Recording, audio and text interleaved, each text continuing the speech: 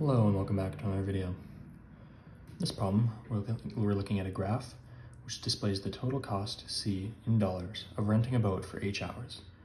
We're asked, what does the C-intercept represent in the graph?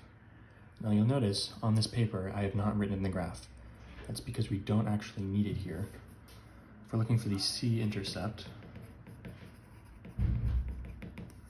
whatever intercept we're taking out, that's the value of C of the intercept when the other variable, H, equals 0. So what does it mean for C, the value of C when H is equal to 0? Well, C represents the total cost, so this is the total cost when the number of hours rented is 0. What does it mean for 0 hours to be rented? Well, this is the cost at the beginning, before you even rented the boat, which lines up with A, the initial cost of renting the boat, which is A.